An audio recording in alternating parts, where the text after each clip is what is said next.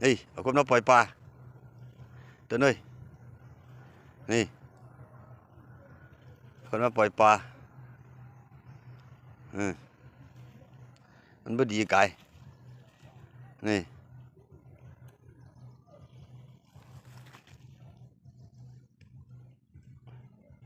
เนื้อคายได้บ้างเด้อ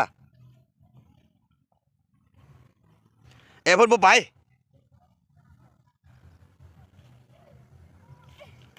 เฮ้ยนี่มาพี่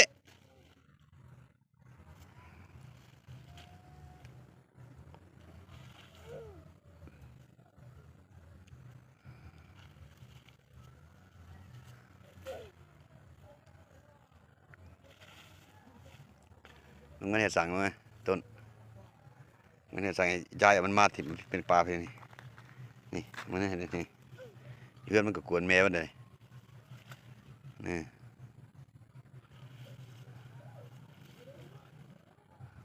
นี่มาพี่มาเลยเอาตัวนี้เอาตัวนี้เอาตัวนี้มา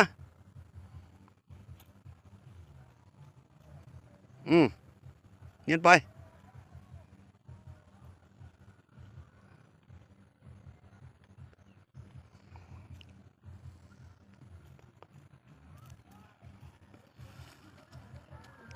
นี่นี่เนี่ยตัวนี้เนี่ยตัวยาวเนี่ยตัวนี้เนี่ยเอาไหม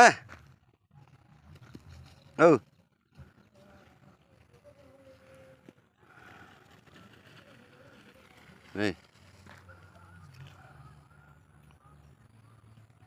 นี่ทั้งหมดไหมนี่มันหัดลิ้นผู้เดียวมันส่วนกับไฟนี่แล้ว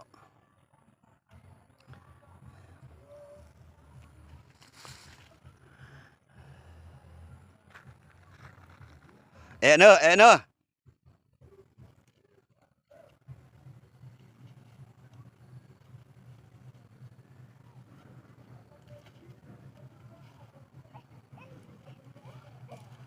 นี่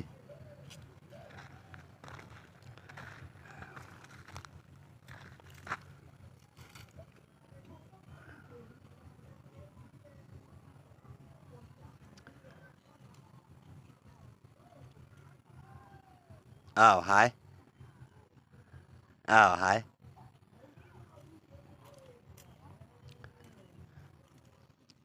อยู่เพื่อนกับพอดีแบนมันละปลาดีกว่านี่ไม่ใช่ตั้งนี่นี่นี่